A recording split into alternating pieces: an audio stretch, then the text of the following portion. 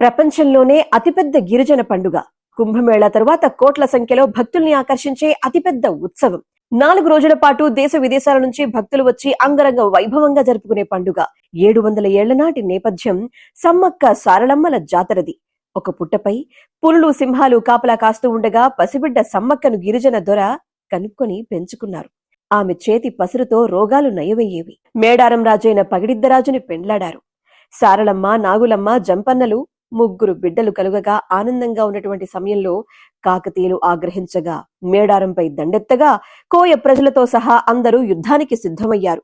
వేల సంఖ్యలో బలమైన ఆయుధాలు, గుర్రాలు, ఏనుగులతో వచ్చినటువంటి కాకతీయ సైన్యంపై వందల మంది కోయ ప్రజలు బాణాలు, మొండికత్తులతో భీకరంగా పోరాడారు.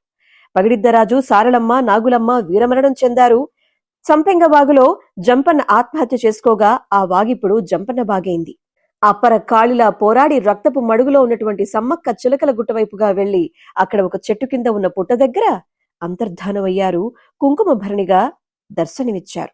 ప్రతి 2 ఏళ్లకొకసారి మాఘ పూర్ణిమ వరకు 4 రోజుల పాటు జరుపుకునేటువంటి పండుగ అంగరంగ వైభవంగా దేశ విదేశాల నుంచి భక్తులు వచ్చి అమ్మను ఆరాధించుకుంటూ ఉంటారు. ఆనాడు వాళ్ళు పుట్ట దగ్గర వెతుకగా దొరికినటువంటి పసుపు కుంకుమ భరణలు నేటి వరకు మనం జరుపుకుంటున్న పండుగకు కారణాలయ్యాయి.